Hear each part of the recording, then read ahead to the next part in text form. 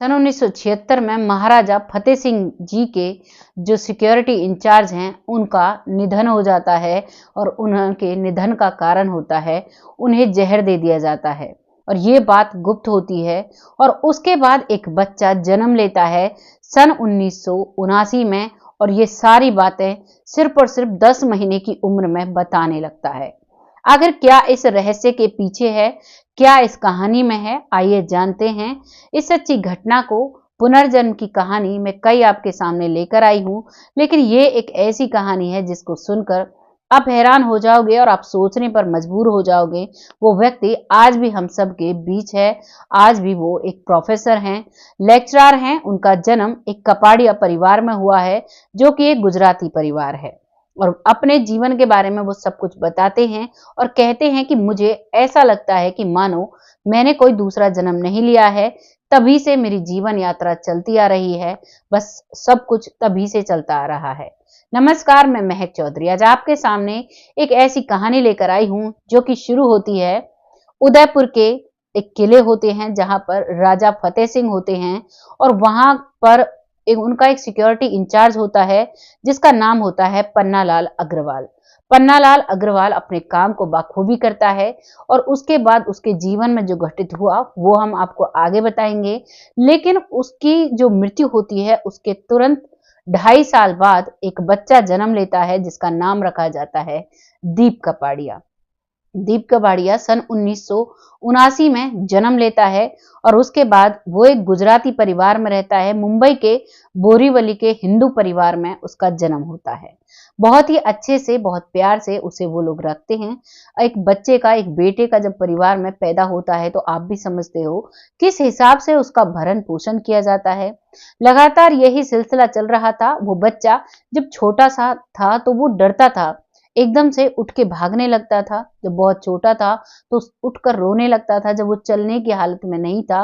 और धीरे धीरे वक्त निकलता है और बस 10 ही महीने का वो बच्चा होता है, उसी समय वो बच्चा साफ बोलना शुरू कर देता है। आप यकीन नहीं मानोगे, 10 महीने का बच्चा इतना साफ बोलता है कि वो अपनी सारी बातों को बताता है। कभी कभी वो तुतला भी जाता है, किसी किसी बात को प्रॉपर तरीके से समझा भी नहीं पाता है, लेकिन बहुत सारी ऐसी बात बोलता है। वो बोलता है, आपका तो घर इतना छोटा है, हमारा तो बाथरूम भी इससे बड़ा है, मुझे यहाँ नहीं रहना, मुझे वहां जाना है।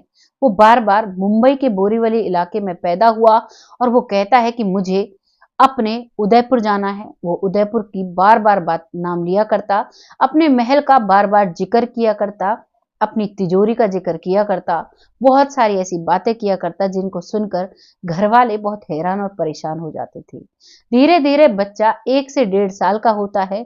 अब वो खाट में से उठकर भागने लगता।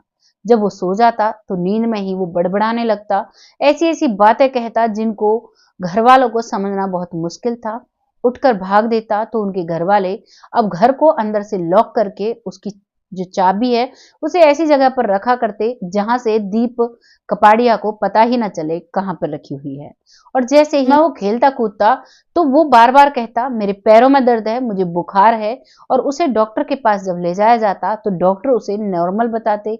वो कहते इसे ना तो कोई बुखार है, ना ही इसके पैरों में कोई दिक्कत है, बिल्कुल ठीक है। अब इस चीज को सुनकर माता पिता बहुत परेशान हो चुके थे। करीबन 1.5 साल का वो बच्चा होता है तभी उन्हें डॉक्टर के पास ले जाया जाता है, डॉक्टर मेहतानी के पास। डॉक्टर मेहतानी उसके सारे चेकअप करते हैं, उन्हें कोई भी परेशानी नहीं मिलती है। तभी डॉक्टर मेहतानी अपने जानकार डॉक्टर रमाकांत के पास उन्हें भेजते हैं, जो कि साइकोलॉजिस्ट थे। अब उनके पास भेजते हैं तो वो उनका, जैसे एक साइकोलॉजिस्ट बातें करते हैं वैसे उनसे बातें करते हैं। और जब उनसे उनकी बातें वो पूछते हैं तो वो जो राज खोलता है उन्हें सुनकर साइकोलॉजिस्ट हैरान हो जाते हैं, उनके परिवार वाले भी हैरान हो जाते हैं।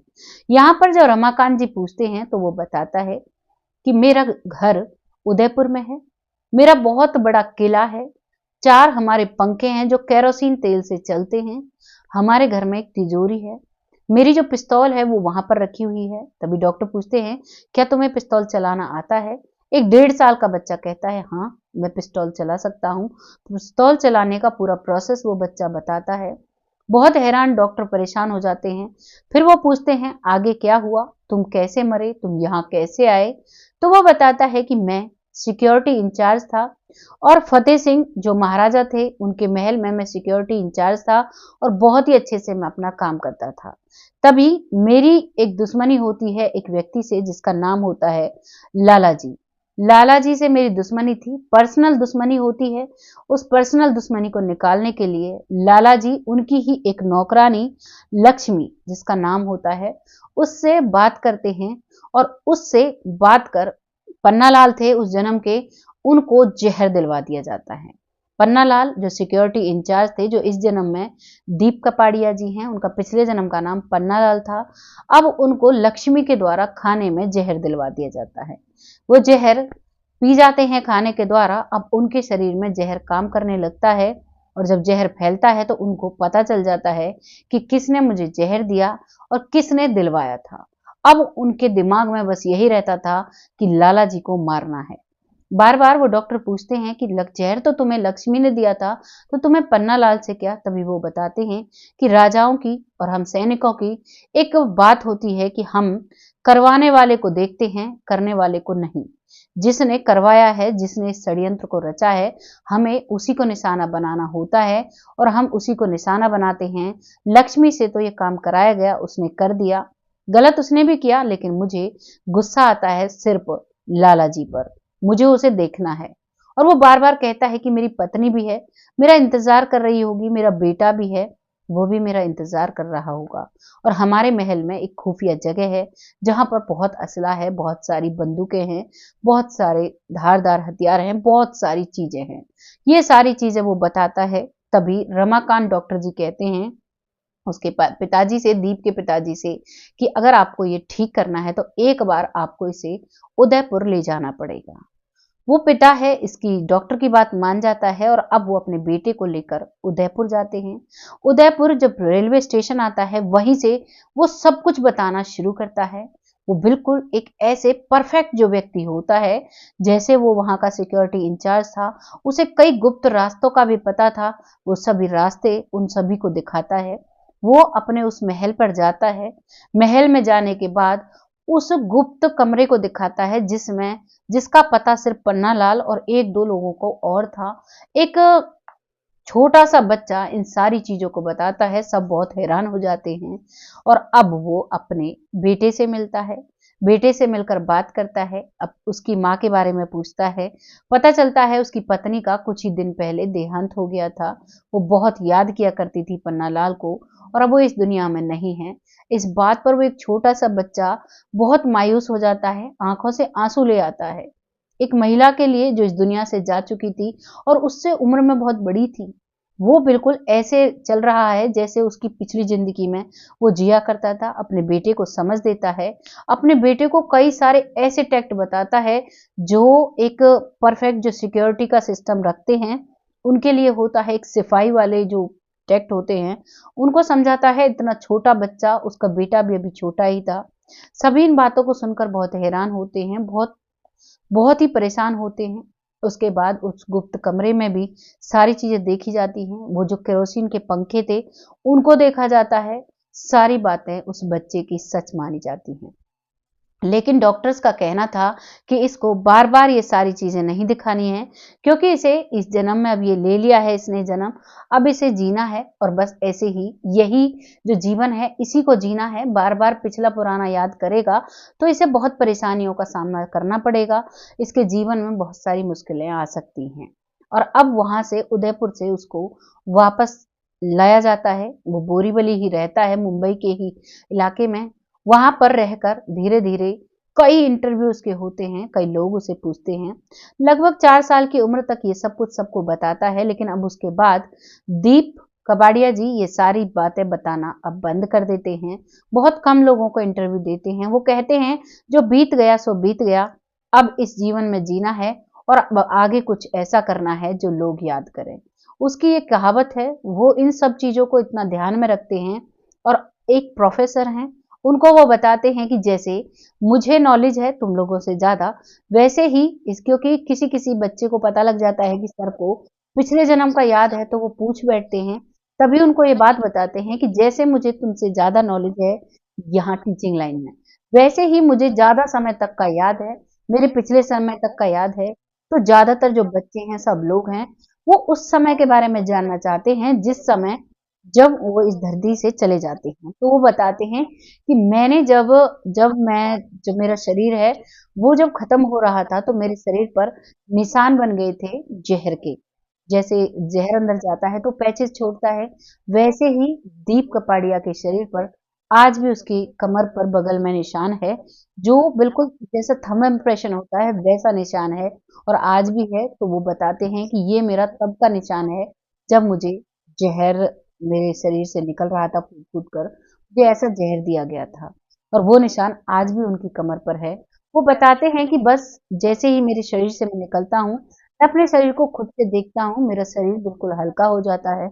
ना ही किसी दर्द का एहसास होता है, ना ही जब कोई अपना रोता है, परेशान होता है, बस ऐसा लगता है ये क्यों रो रहे हैं। बाकी हवा के झोंके के साथ इधर-उधर हम घूमते हैं और ऐसे ही घूमते हुए मैं अचानक से अपनी माँ की गोद में आ जाता हूँ।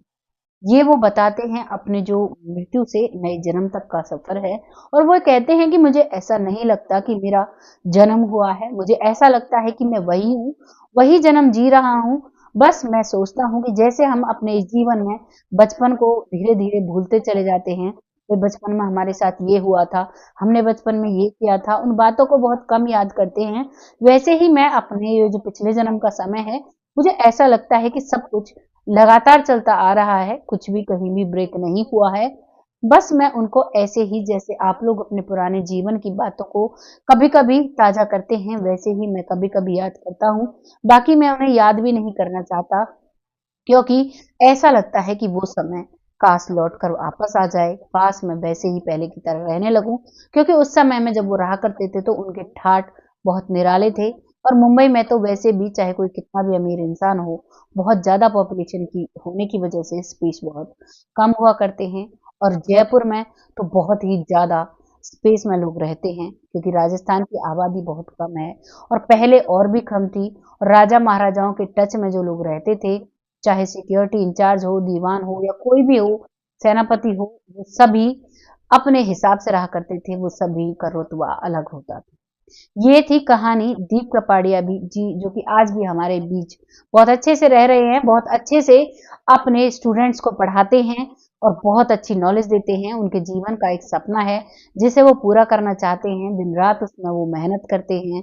वो उन्होंने एक ऐसी खोज कर रहे हैं, जिसके बारे में जब वो पूरा करेंगे और जब उसे सबके सामने लेकर आएँगे, तभी वो बताएँगे। बाकी उनके इंटरव्यू में जो भी हमने आपको बताया है, बस यही सारी बातें थी।